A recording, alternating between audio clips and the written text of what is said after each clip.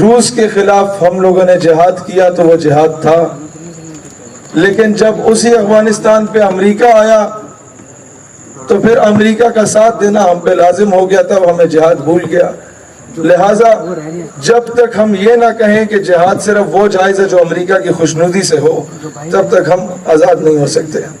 دوستان ذی وقار، ابھی ہمیں کچھ یہ وہ تلخ باتیں ہیں، یہ وہ تلخ حقائق ہیں جو کہ شاید لوگ کرنے سے پہلے وہی چودھری صاحب والی بات کے باہر ایک کالا ڈالا کھڑا ہوتا ہے اور آپ کا شمار نامعلوم افراد میں ہو جاتا ہے۔ لیکن میں کب تک یہ برداشت کروں کہ میرے قوم کی بیٹی عافیہ صدیقی کی صورت میں اغوا کر لی جائے؟ میں کب تک یہ برداشت کروں کہ میرے قوم کے بچے ریمن ڈیوس کی صورت میں اسے قتل کر دیا جائے اور ریمن ڈیوس باعزت طور پر بری ہو جائے؟ میں کب تک یہ برداشت کروں کہ کرنل جوزف رات کی تاریکی میں میرے بچے کو اسلام آباد کی سڑکوں پہ کچل دے اور ہم اسے نور خان ایئر بیس سے رات کی تاریکی میں سلوٹ مار کے بھیج دیں؟ میں کب تک یہ برداشت کروں کہ میرے دیش کا جوان وہ چونڈا میں اپنے جسم سے بم باندھ کے ہندوستانی ٹینکوں پہ تو کود پڑا، اس کے غرور کو خاک میں ملایا؟ میں کب تک یہ کہوں کہ ہمارے دیش کے جوان نے آپ کے کیا کہتے ہیں سری نگر کے قریب تو قربانیاں دیں، ایل او سی پہ تو قربانیاں دیں، سیاچن پہ تو قربانیاں دیں، لیکن اوپر جو سٹیک ہولڈرز بیٹھے ہیں انہوں نے ہمیشہ سے جارج بش کے، اوباما کے اور ڈونلڈ ٹرمپ کے تلوے چاٹے ہیں۔ میں کب تک یہ برداشت کروں کہ چہرے تبدیل ہوتے رہیں لیکن غلامی کا پٹا وائٹ ہاؤس سے ہی آتا رہے؟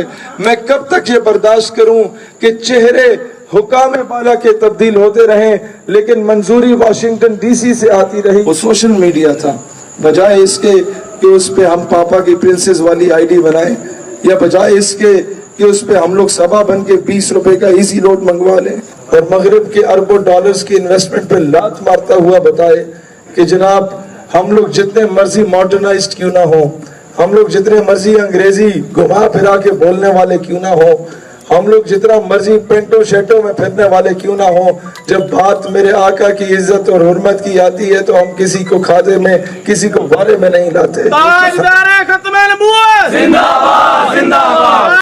تو اتنے میں پولیس تشریف لے آئی تھی تو پھر ہمیں گلا بھاڑ بھاڑ کے تقریریں کرنی پڑی، اسی لیے میں ابھی اس جوش و ولولے سے نہیں کر پاتا کہ اب میرا گلا میرا ساتھ نہیں دے رہا۔ ایک دور ہوتا تھا جب ہم انجمن طلبہ اسلام میں تھے تو سب سے زیادہ کریٹیسائز سیالکوٹ اور گجرانوالہ کو کیا جاتا تھا۔ اب آ کے مجھے اندازہ ہوتا ہے کہ جب تک یہ ماڈل جو سیالکوٹ اور گجرانوالہ ہے اسے امپلیمنٹ نہیں کیا جائے گا، یہ لبرلز پہ قابو نہیں پایا جا سکتا۔ یہ کچھ حقائق ہیں، جس کی لاٹھی اس کی بھینس۔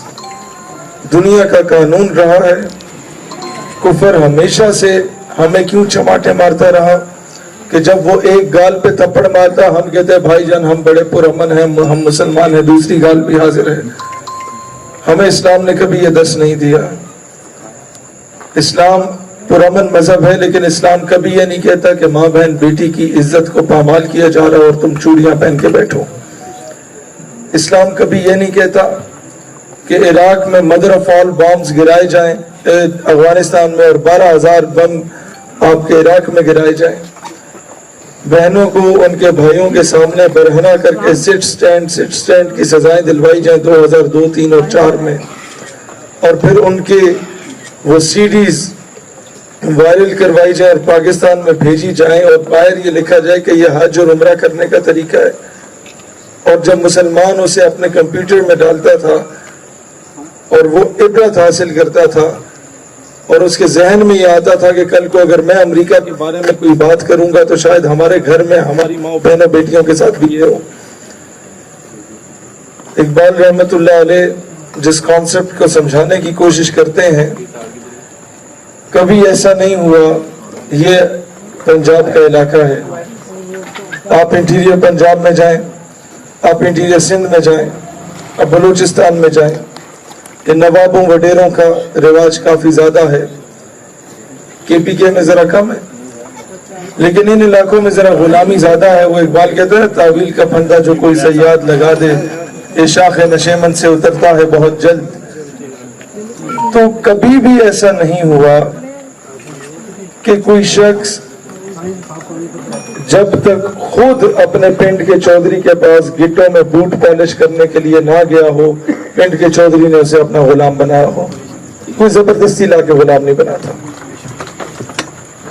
جب تک آپ اپنی نوکری کے لیے سی وی جمع نہیں کراتے تب تک آپ کو نوکری پہ نہیں رکھا جاتا.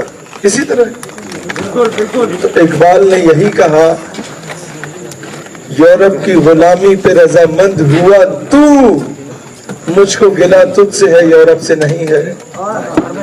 اب سمجھیں جب تک امریکہ کے گٹوں میں بیٹھ کے اس سے بھیک نہیں مانگیں گے امریکہ زبردستی تو ہمیں خیرات نہیں دے گا. وہ کوئی پھوپھی کا بیٹا ہمارا.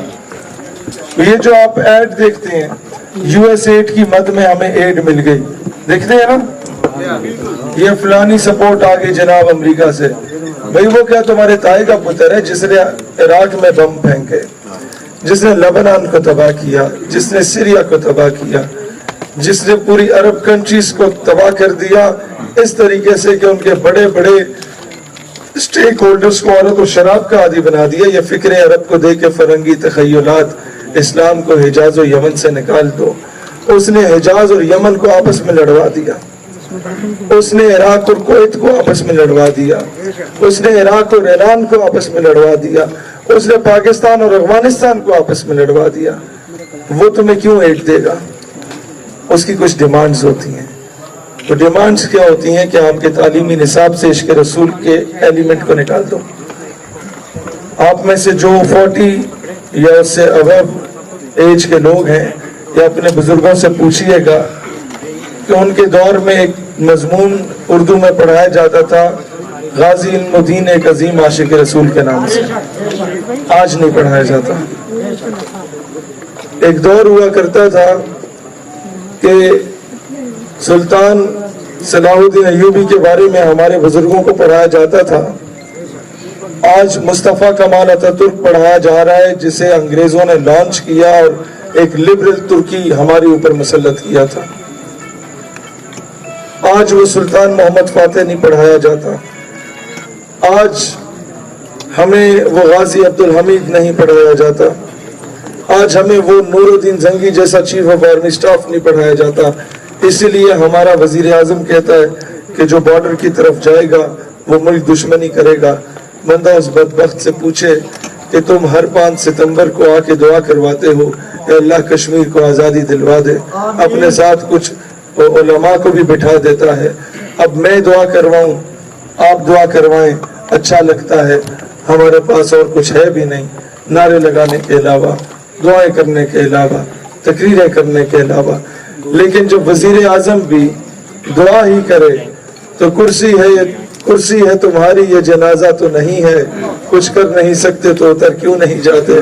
اللہ وطن آپ لوگوں میں سے ہماری بہنیں ہیں وہ کئی ایسی ہیں جو کہتی ہیں کہ سر ہم لوگ کام کرنا چاہتی ہیں اپنے مذہب کے لیے اپنے وطن کے لیے اس نظریے کے لیے لیکن نہیں کر پا رہی. ہم لوگ اوپنلی سوشل میڈیا نہیں یوز کر سکتے. میں نے کہا آپ سے کتنے کہا ہے آپ سے کس نے کہا ہے کہ ہماری بہن آپ اپنی تصویر سامنے آویزہ کر کے سوشل میڈیا استعمال کریں. آپ اپنے آڈیو نوٹ کے ذریعے اپنی انقلابی آواز وہ درد بھری آواز اس امت کو پہنچا سکتی ہیں. آپ اپنے ماشاءاللہ شاہ صاحب یا نبی آپ ہیں غلام ہیں غلام یہ رسول میں جو ہو نہ عشق مصطفیٰ تو زندگی بڑے ہمارے لیے آنر کی بات ہے شاہ صاحب یہاں تشریف لائے. تو بہنوں کے بارے میں عرض کر رہا تھا کہ آپ کے آڈیو نوٹس کے ذریعے آپ انہیں آڈیو نوٹس بنائیں اوپر ویڈیو میں کنورٹ کیا جا سکتا ہے. اس پہ پکچر سٹوریز لگائی جا سکتی ہیں. بہت کچھ کیا جا سکتا ہے. اس ہتھیار کو استعمال اگر ہم کریں گے تو دنیا میں انقلاب آ سکتا ہے. ریسنٹلی 3-4 ملکوں میں پوری بغاوت جو قائم ہوئی وہ سوشل میڈیا نے قائم کی.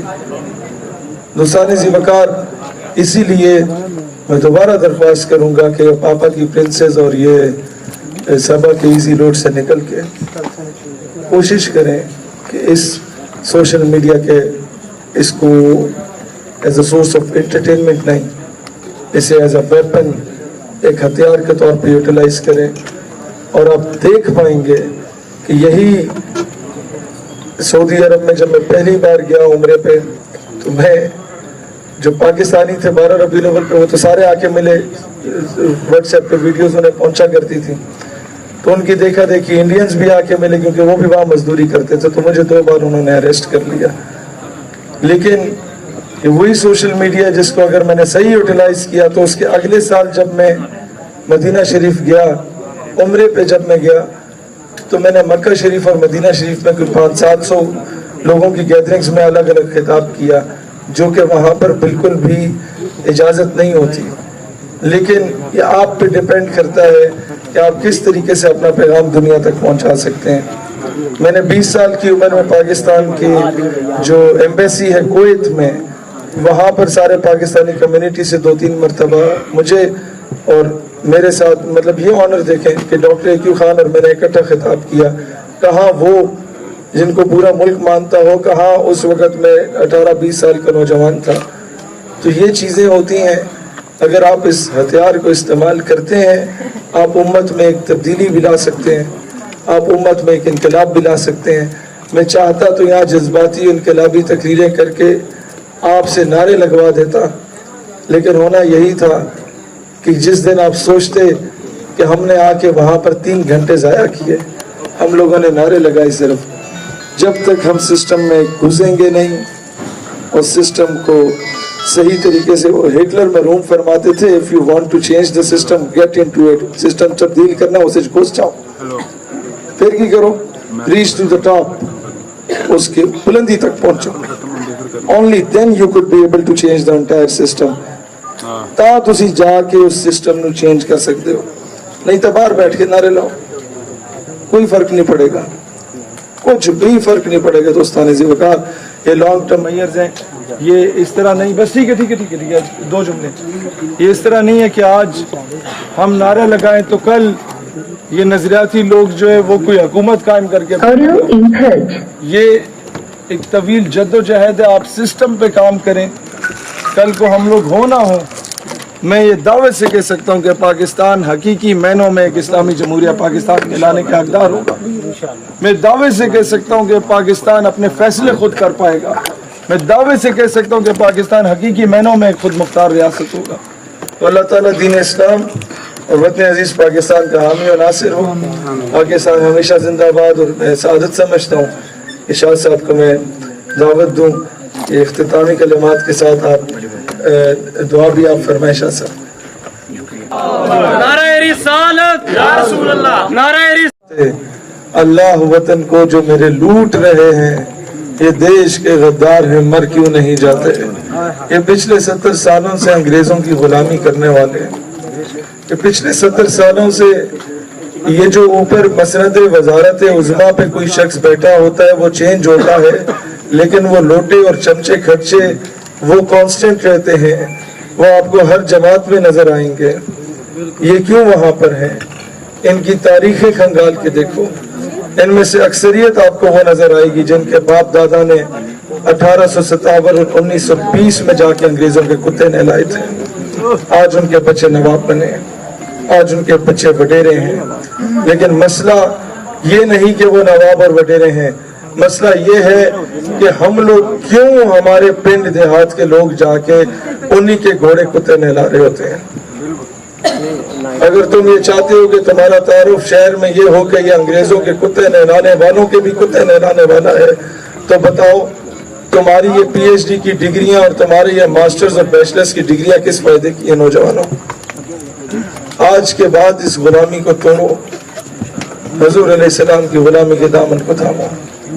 आज के बाद वो क्या कहते हैं, मोहब्बत कौन करता है, मोहब्बत कौन करता है, मोहब्बत कौन करता है, सियासत कौन करता है, मुझे मालूम है मेरी हिफाजत कौन करता है।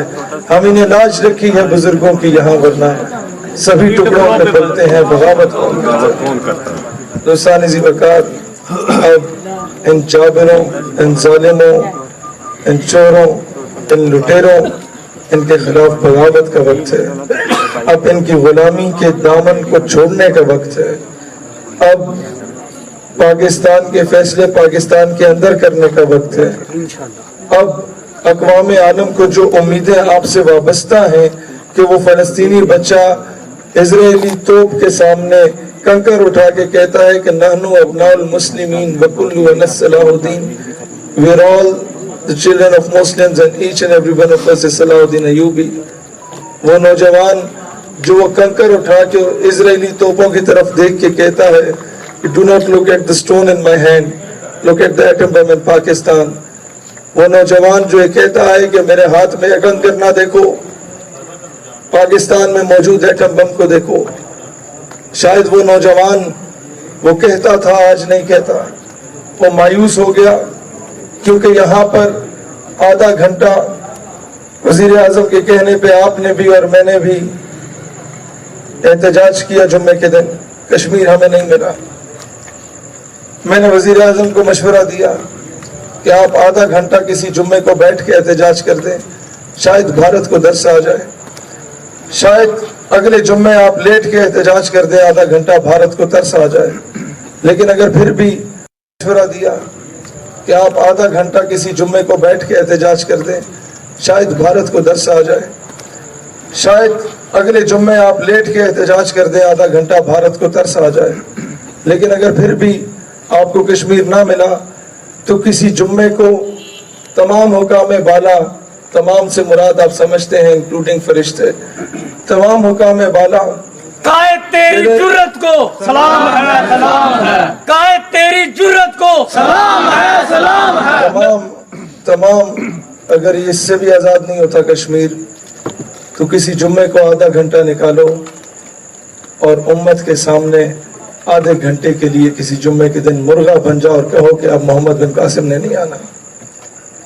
अब ये जो बहनें हैं, ये जो दीवार पे लिखती हैं क्या सैयदना उमर फारूक के वारिस अब नहीं रहे, तो उन्हें कह दो कि बस हमीयत नाम था जिसका गई तैमूर के घर से, अब वो गैरत जुर्रत शुजात हो गई। अब हमारी तलवारें डोनाल्ड ट्रंप के आगे रक्स करने के काम आती हैं। अय्यूबी रहमतुल्लाह अलैह फरमाते थे कि जब मुसलमान की तलवार औरत और शराब से जंग आलूद हो जाए तो वो हाकिम वक्त बेगैरत और बुज़दिल तरीन हो जाता है। वो तलवारें आज देख लो कि वो औरत और शराब में तो लथपथ नजर आएंगी, आपको उन बड़े बड़े जागीरदारों और उन बड़े बड़े सरमायादारों और उन बड़े बड़े स्टेक होल्डर्स के बच्चे और बच्चियां मुल्क से बाहर तालीम हासिल करते हुए नजर तो आएंगे, लेकिन आपको वो तलवारें आज कश्मीर, बर्मा और फलस्तीन के लिए उठती हुई नजर नहीं आएंगी। आपको माजरत के साथ मुझे दुख होता है ये बात कहते हुए, शायद ये बात अभी आपके सर से गुजर जाए, शायद आप में से दो चार ये बात समझ जाएं, शायद उन दो चार ही ऐसे हों कि वो अपने आने वाली नस्लों को बचा दें।